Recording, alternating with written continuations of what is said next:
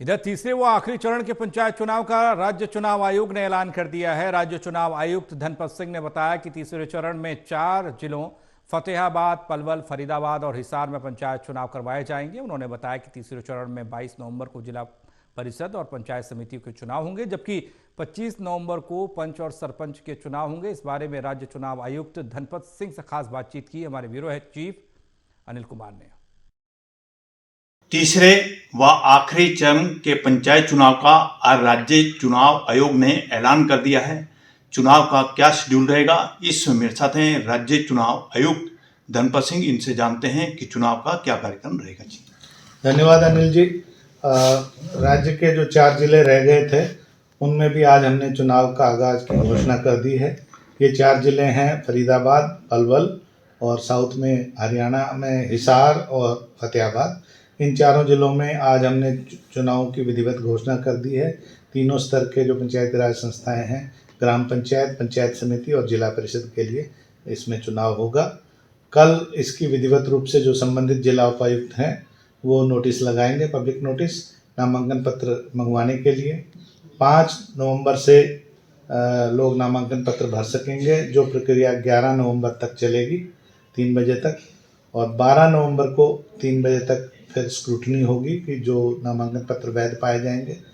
14 नवंबर को जो लोग अपना नाम वापस लेना चाहेंगे या जो पार्टी के उम्मीदवार हैं वो अपनी ऑथराइजेशन लेटर सबमिट कर सकेंगे, जो पार्टी के उनके ऑथराइज सिग्नेटरीज हैं, ताकि उनको पार्टी का चुनाव चिन्ह मिल सके, और बाकी लोगों को फ्री सिंबल दिए जाएंगे।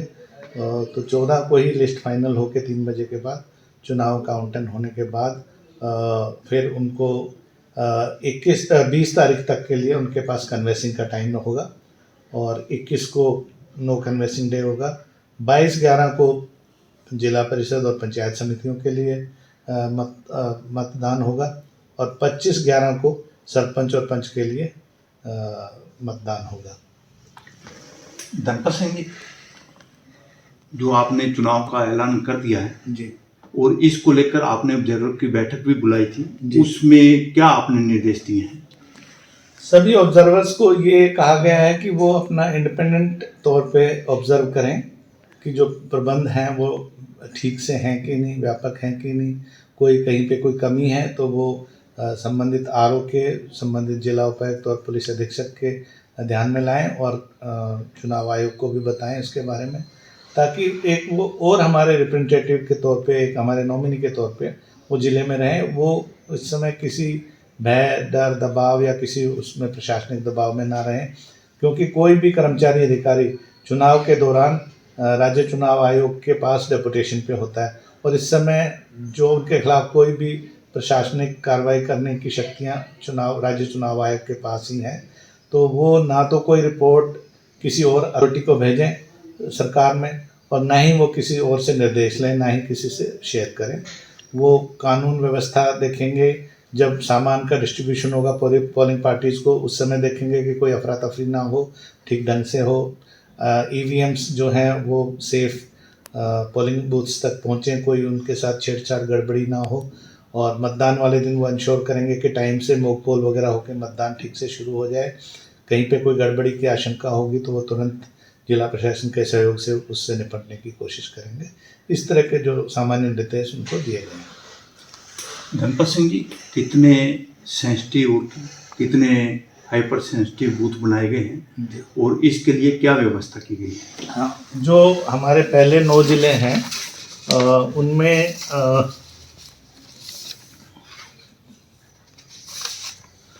उन 9 जिलों में 5,963 पोलिंग बूथ स्थापित किए गए हैं, जिनमें से 976 सेंसिटिव हैं और 1,023 हाइपर सेंसिटिव हैं।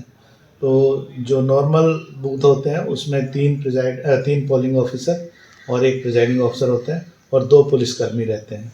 जो सेंसिटिव है उसमें एक अतिरिक्त पुलिसकर्मी की व्यवस्था की जाती है, और जो हाइपर सेंसिटिव अति संवेदनशील है वहाँ पर 4 पुलिसकर्मी तैनात रहते हैं। इसके साथ ही जो मोबाइल पार्टीज़ होती हैं, पुलिस पार्टीज़ हैं, सेक्टर मजिस्ट्रेट या एरिया मजिस्ट्रेट जिनको बोलते हैं, उनको भी हिदायत रहती है कि वो हाइपर सेंसिटिव बूथ में पूरे दिन में कम से कम एक बार ज़रूर विजिट करें सेंसिटिव और हाइपर सेंसिटिव को। ऑब्जर्वर्स को भी रिक्वेस्ट की गई कि जहाँ तक संभव हो सके वो हाइपर सेंसिटिव और सेंसिटिव बूथों का दौरा करें। धनपत सिंह जी, कितने निर्विरोध उम्मीदवार चुने गए हैं इस पंचायत चुनाव में? जो पहले 9 जिले हैं उनके लिए उनके लिए नामांकन की प्रक्रिया पूर्ण हो चुकी है। विड्रॉल वगैरह सब होकर अंतिम सूची तैयार हो गई है। तो इन 9 जिलों में 175 सदस्य हैं जिला परिषद के लिए। उनमें सभी में कंटेस्ट है, उनमें कोई निर्विरोध नहीं चुना गया है।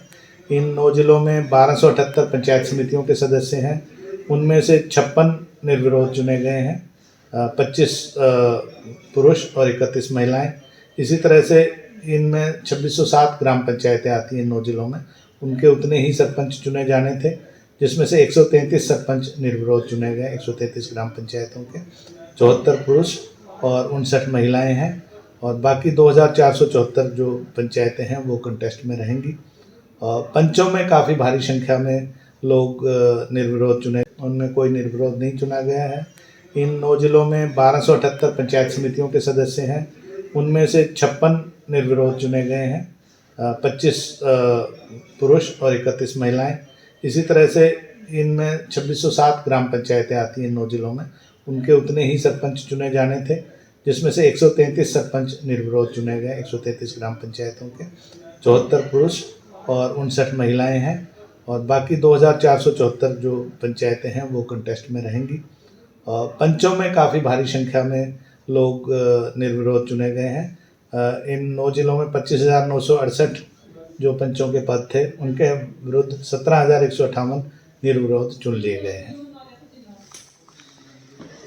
ये थे मेरे साथ राज्य चुनाव आयुक्त धनपत सिंह। इन्होंने बताया कि तीसरे और आखिरी चरण के जो पंचायत चुनाव का ऐलान किया है उसका क्या शेड्यूल रहेगा। इसके साथ साथ इन्होंने ये भी बताया कि कितने उम्मीदवार निर्विरोध चुने गए हैं। Anil Kumar, total news, Chandigarh.